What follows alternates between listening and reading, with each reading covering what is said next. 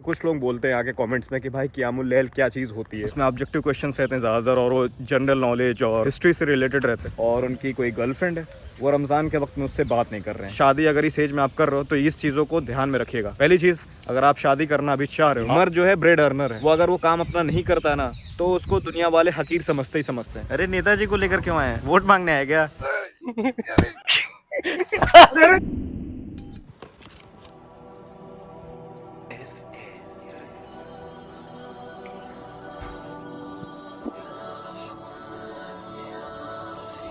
Assalamu alaikum guys, this is Saqib Nadeem, you're watching me on channel Ayan Khan. I'm back in a brand new vlog। 13वें Ramzan में आप सभी का स्वागत है। इफ्तार कर लिया, अरे क्या बोल रहा हूँ यार, सहरी कर ली, सहरी भी कर ली, क़ियामुल लैल भी पढ़ लिया, सुन्नत भी पढ़ ली रूम में। अभी जा रहे हैं फर्ज नमाज पढ़ने के लिए बाजमात मस्जिद में। बाकी मैं बहुत दिन से नोटिस कर रहा हूँ कि कुछ लोग बोलते हैं कि भाई क़ियामुल लैल क्या होती है, और क़ियामुल लैल, अरे मेरी ज़बान। बाकी मैं कुछ दिनों से नोटिस कर रहा हूँ कि कुछ लोग बोलते हैं आगे कमेंट्स में कि भाई क़ियामुल लैल क्या चीज़ होती है और क़ियामुल लैल कैसे पढ़ते हैं। इसके लिए मैं किसी एक अच्छे आलिम की वीडियो लगा दूंगा, आपको देख के समझ में आ जाएगा। हुजूर ने तरावी की नमाज या क़ियामुल लैल न उसे फर्ज करार दिया, न उसके बाद जमात कोई एहतमाम किया मुस्तकिल।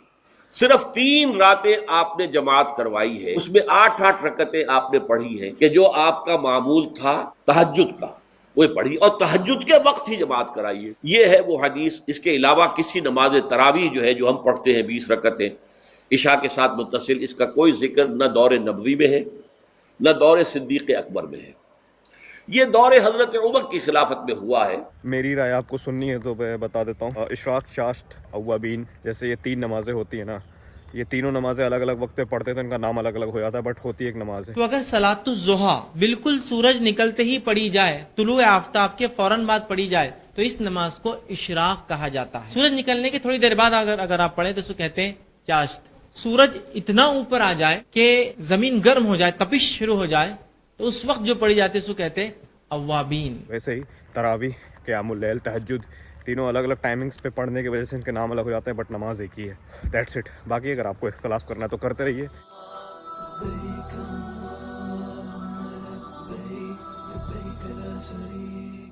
नमाज पढ़कर फारिग हो गए। एक और बात मैं आपसे बोलना चाहता था। मैंने कल एक कमेंट पढ़ा हुआ था कि कोई कमेंट्स करता है तो एक्सपेक्टेशन रख रहा था कि आके भाई रिप्लाई कर देंगे। मैं जितने नज़र ऐसे पड़ती है और इंपॉर्टेंट लगते हैं उन कमेंट्स के रिप्लाई कर देता हूँ, बट कुछ के छूट जाते होंगे तो इसका मतलब ये नहीं कि मेरी आपसे कोई जाती दुश्मनी है, इसकी वजह से मैं आपका रिप्लाई नहीं कर रहा हूँ। वक्त का तकाजा रहता है, जितना हो सकता हूँ अपने कमेंट्स के रिप्लाई करता हूँ। मैं देखता हूँ मेजॉरिटी लोग क्या चाह रहे हैं, उसके हिसाब से मैं काम करता हूँ, स्क्रूटिनाइज करके उसका। जैसे for example, I was about to lose my courage कि मैं डेली व्लॉग्स बंद करने वाला था आज से 2-3 दिन पहले तक, और अभी मेरे दिमाग में चलता है, बट मेजॉरिटी लोगों ने बोला कि भाई आप डेली व्लॉग्स करो। फिर अपनी उसकी बैक स्टोरी बता रहे हैं, हमको बहुत पसंद है। कोई बोला मैं छत्तीसगढ़ में रहता हूँ, कॉलेज में रहता हूँ, वहाँ पे मेरे आसपास मुस्लिम दोस्त भी नहीं है, मैं आपके व्लॉग्स देखता हूँ तो एक घर जैसा माहौल फील होता है। वो सब मैंने पढ़ा। उसके बाद फिर कोई बोल रहा है कि मेरी आदत लग चुकी है, सिर्फ रमज़ान तक एटलीस्ट कंटिन्यू कर लीजिए, तो वो चीज़ मैं पढ़ता हूँ। तो उसी के रिस्पॉन्स में मैं तो डेली व्लॉग्स कर रहा हूँ अभी तक। कुरान वाले पार्ट के लिए आप लोगों ने बोला हुआ था, इतने सारे लोगों ने कॉमेंट किया था कि भाई पहले की तरह आप कुरान वाला पार्ट क्यों नहीं लेकर आते। तो मैंने आपको एक्सप्लेन भी किया हुआ वो चीज़ की क्यों नहीं कर पाता हूँ मैं। फिर मैं एक डेडिकेटेड वीडियो ही पूरी बना दिया, पूरा का पूरा उसमें कुरान से ही रिलेटेड था। ऐसा नहीं है कि मैं पढ़ता नहीं हूँ और उस पर रिस्पॉन्स नहीं करता हूँ, पढ़ता भी हूँ, उस पर रिस्पॉन्स भी करता हूँ, बट कई सारे कमेंट्स ऐसे छूट जाते हैं। इसके अलावा मेरे पास इंस्टाग्राम भी है, इससे 100 गुना ज्यादा रिस्पॉन्सेस आते हैं, वहाँ पे भी देखना रहता है, फिर यूट्यूब को भी देखना रहता है, दोनों का हैंडल करना। फिर मुझे खुद के वीडियो शूट भी करनी है, खुद की वीडियो एडिट भी करनी, मेरी कोई टीम नहीं है, सब अकेले होल सोल मुझे करना है। तो उसको थोड़ा समझने की आप कोशिश करेंगे तो आपकी भी जिंदगी में सुकून रहेगा और बाकी मेरे भी जिंदगी में सुकून रहेगा। अभी जा रहे रूम पे सोने के लिए, नींद आ रही है। आराम से सोया मैं 3-4 घंटे, उठा, कपड़े वगैरह धोया, नहाया, फ्रेश हुआ, अभी जोहर का वक्त हो गया, जा रहा नमाज पढ़ने। बाकी आज मैंने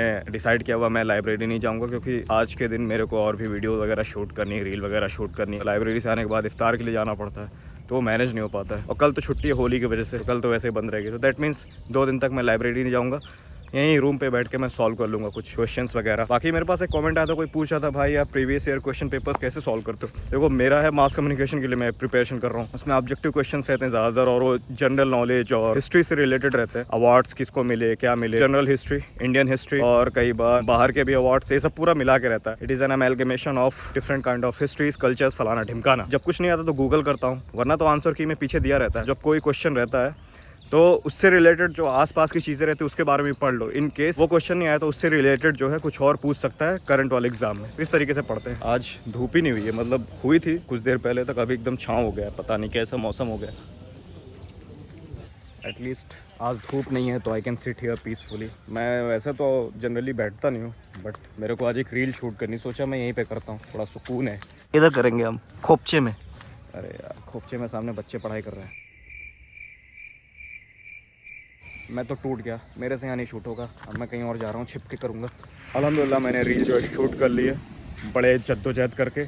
अभी एक क्वेश्चन था भाई ने कल किया हुआ था, उसका मैंने रिस्पांस नहीं दे पाया था। कल नहीं परसों किया हुआ था पिछले वाले व्लॉग में, तो उसका मैं रिस्पांस नहीं दे पाया था कल, क्योंकि मुझे वक्त नहीं मिला था। आज इंशाल्लाह उसको टैकल करेंगे। बोले थे वो डिप्लोमा कर रहे हैं लखनऊ में कहीं से, और उनकी कोई गर्लफ्रेंड है। वो रमज़ान के वक्त में उससे बात नहीं कर रहे हैं, मतलब उसको रेजिस्ट किए मुझसे बात करना। अब उससे भी बोलते हैं कि रेजिस्ट करो, बट वो मानती नहीं है, उससे होता नहीं है करने को ना। जो मोहतरमा वो क्या बोलती है कि हम लोग सिर्फ बातचीत कर रहे हैं और हमारे बीच में ऐसा कुछ होगा नहीं। ये जो है लॉन्ग डिस्टेंस रिलेशनशिप है, वो 350 किलोमीटर दूर रहती है। This is what he has told me. तो मेरे से सजेशन मांग रहे थे क्या कर सकते हैं हम। अगर किसी को भी आप बोलोगे ना मोटा मोटा, आपके सबसे पहले यही है जवाब फेंक के आपके ऊपर मारेगा कि जाओ शादी कर लो, निकाह कर लो भाई, इसको हराम को हलाल में कन्वर्ट कर लो। इसके आगे पीछे भी कुछ चीज़ें हैं। मैं कोई क्लियर कट ऐसे आंसर नहीं दे दूंगा कि यही कर लो, बट मैं आपको रिपरकशंस बताऊंगा दोनों के, ये इस रिलेशनशिप में रहने के, और दूसरा शादी अगर इस एज में आप कर रहे हो तो इस चीज़ों को ध्यान में रखिएगा। पहली चीज़, अगर आप शादी करना अभी चाह रहे हो, आपको फाइनेंशियल इतना एबल होना पड़ेगा कि आप उसका खर्चा अकेले उठा सको। रीज़न ये है, अगर आप अपने दम पे नहीं उसको रखोगे ना, आप पसंद की शादी कर रहे हो, इंडियन पेरेंट्स नहीं एक्सेप्ट करते हैं जल्दी। पसंद की शादियों को हकीर समझते हैं। आप जाके जब अपने घर वालों को बताओगे ना कि अम्मी या अब्बा मेरे को एक लड़की पसंद है, मैं इससे निकाह करना चाहता हूँ ना, आपको सबसे पहले हकारत की नज़र से देखेंगे कि ये क्या गलत काम कर दिया। वो कभी समझ ही नहीं सकते। वो अपने वक्त में लव मैरिज किया, अरेंज मैरिज किया, कुछ भी किया, मगर अपने बच्चों के वक्त में ना अपने आप को पता नहीं क्या समझने लगता कि नहीं भैया बहुत गलत काम है, तो वो नहीं एक्सेप्ट कर सकते। अगर बहुत जिद वगैरह करने के बाद, आप तो हैं तो उनके बच्चे ही ना, जिद वगैरह करने के बाद अगर वो मान गए, अगर आपकी शादी करा भी दी, क्योंकि आप तो अभी फाइनेंशियली स्टेबल हुए नहीं हो, ले जाके पटकोगे कहाँ पे? अपनी अम्मी के घर पे, मतलब घर वालों के बीच में। आपको क्या लगता है कि इतनी जिद करने के बाद आपने शादी की है जिस लड़की से, उसको तो आपकी माँ तुरंत एक्सेप्ट कर लेंगी? यहाँ तो सास बहू का चलता है नहीं है जल्दी। और आप उसी घर में जाके पटकोगे जहाँ पे एक वक्त पे क्लीशे हो चुका है। आप तो रहोगे बाहर, पढ़ाई करोगे या फिर जो भी जिस चीज़ के लिए भी बाहर रहोगे, घर में होगी महाभारत भयंकर वाली। तो अगर आप फाइनेंशियली स्टेबल लोगे ना, तो आपकी माँ को भी आप पर कॉन्फिडेंस रहेगा, आपकी वो इज्जत करेगी। मर्द जो है ब्रेड अर्नर है, वो अगर वो काम अपना नहीं करता है ना, तो उसको दुनिया वाले हकीर समझते ही समझते हैं कि ये तो निठल्ला है, कुछ कर नहीं रहा है। आपसे कितना भी घर वाले मोहब्बत कर ले, but at the end of the day उनके दिमाग में चलता है कि हमारा बेटा बेकार है, काम नहीं कर रहा। अगर आपकी उम्र 25 के ऊपर है, वही 10 दिन बैठ कर देख लो, आपको जरूर ये टॉन्ट मारा जाएगा कि कुछ कर ले। तो अगर आप फाइनेंशियली स्टेबल नहीं हो, स्टूडेंट लाइफ में बहुत सोच समझ के शादी करो, अदरवाइज आपकी तो लाइफ खराब होगी होगी, उस लड़की की भी होगी जिससे आप निकाह कर रहे हो। घर में नहीं बनने वाली। आपको किस बेस पर आपको इज्जत मिलेगी? आपको क्या लगता है जस्ट बिकॉज आपकी बीवी घर के काम कर देगी इसी की वजह से इज्जत मिल जाएगी उसको? नहीं, वो तो एक नौकरानी को भी नहीं मिल पाती है भाई जो घर के सारे काम करती है, हालांकि वो तो पैसे भी लेती है, फिर भी ये तो मुफ्त में करेगी तो कहाँ से इज्जत मिल जाएगी? उसके लिए उसके शौहर को, मियाँ को इतना इस लायक होना पड़ेगा। दूसरी चीज़, अगर आप अभी रिलेशनशिप में रहते हो ये सब सोच के कि अभी तो शादी करना मुश्किल है, तो ये जो अभी आप सोच रहे हो ना कि लॉन्ग डिस्टेंस रिलेशनशिप में कुछ होगा नहीं, ऐसा नहीं होता है। शैतान बहुत 100 कदम आगे, क्या पता कभी ना कभी आएगा मिलने के लिए, सोचोगे टाइम स्पेंड कर लें और वहाँ पे कुछ ना कुछ 1 2 3 4 5 6 7 8 9 10 11 हो जाएगा आपके साथ। दैट्स इनफ फॉर यू कि आप गुनाह की तरफ चले जाएं। इसका एक सोल्यूशन है, अभी उसको समझाओ, कह दो भैया देखो, अगर तुमको मेरे ऊपर एतबार है और उससे ऊपर उससे ज़्यादा अल्लाह पर एतबार है, तो अभी कुछ दिन के लिए हम लोग बातचीत बंद कर देते हैं। मैं पढ़ लिख लूँ, किसी लायक हो जाऊँ, उसके बाद मैं ज़रूर तुमसे शादी करूँगा। और इसमें टेस्ट भी हो जाएगा कि तुम मेरे लिए कितने दिन इंतज़ार कर सकते हो, मेरे लिए कुछ एफर्ट्स कर रहे हो या नहीं। क्या पता इस बीच जब आप गैप ले रहे हो पढ़ाई करने के लिए या फिर जॉब करने के लिए, उस बीच में किसी और के साथ उसका टाँका भिड़ जाए, तो एटलीस्ट पता चल जाएगा ना कि ये सिर्फ वो क्या बोलते हैं अंदर से आता ना, क्या बोलते हैं जवानी उछाल मारती है तो पसंद आ जाता है कोई, तो उसके लिए बहुत बेताब हो जाती हैं, तो उसको प्यार मोहब्बत का नाम दे देती है, तो पता चल जाएगा। और आपको भी पता चल जाएगा कि आप इतने दूर रहकर भी रह ले रहे हो या नहीं। गैप मेंटेन कर लो, स्पेस ले लो। अभी 1 साल 2 साल 3 साल के लिए बातचीत मत करो, ठीक है? मेरा ये सजेशन है। करो शादी, पसंद से करो, बट इन 2-3 सालों में आपको अच्छे से पता चल जाएगा कि उस लायक है या नहीं, वो आपके लिए एफर्ट्स कर रही है, आप उसके लिए एफर्ट्स कर रहे हो कि नहीं। अगर कर रहे हो शादी तो भाई फाइनेंशियली स्टेबल रहो, या फिर आपके घर वाले इतने समझदार हो कि आपसे बहुत मोहब्बत करते हैं, आपकी इज्जत करते हैं। आप भले नहीं कमाओगे, आपको और आपकी बीवी को इज्जत से रखेंगे और आपको पूरा सपोर्ट करेंगे कि बेटा जब तक तू किसी लायक नहीं हो जाता, जब तक तुझे जॉब नहीं मिलती, I am here for your support. अब तो कसम से, अल्लाह की कसम, आपको दुनिया में ही जन्नत मिल गई। ऐसे माँ बाप मिल जाए तो वाह। That's it for today guys. अरे मैं ब्लॉग नहीं एंड कर रहा हूँ, मतलब ये आपका क्वेश्चन का आंसर दे दिया मैंने। अभी जा रहा हूँ रूम पे। अभी नफीस की कॉल आई थी, बोल रहा था हॉस्टल आ रहा है, पता नहीं किस काम के लिए। ओह, अभी गए। आइए आइए, स्वागतम। अरे नेताजी को लेकर क्यों आए हैं? वोट मांगने आए क्या?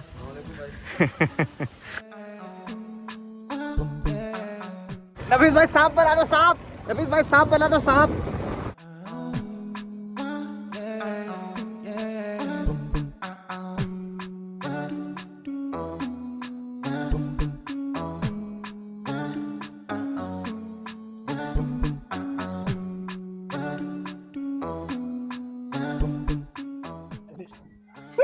चलो लग गया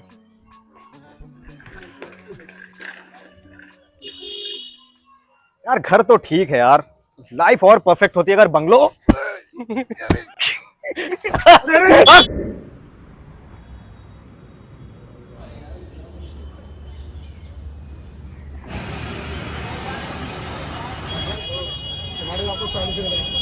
रील वगैरह शूट करने में वक्त लग गया, जिसकी वजह से नमाज में भी मुझे लेट हो गया। खैर पढ़ लिया। अभी आया था सामान लेने के लिए, सब्जी लेने, फल लेने और भी बहुत सारी चीज़ें लेनी है।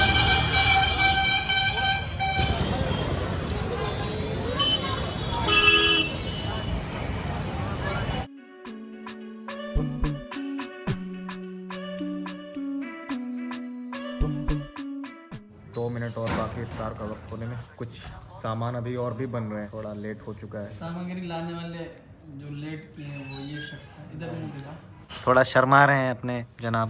कैजुअल अंदाज है। यार सर पे आलम है। आग लगा दी, आग लगा दी है।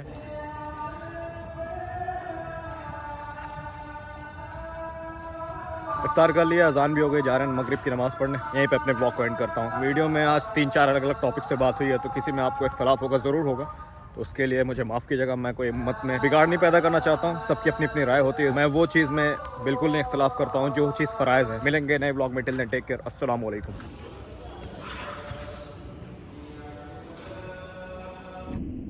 क़यामुल लैल क्या होती है और क़यामुल लाल, हाय क़यामुल लैल क्या होती है और क़यामुल लाल, अरे मेरी ज़ुबान।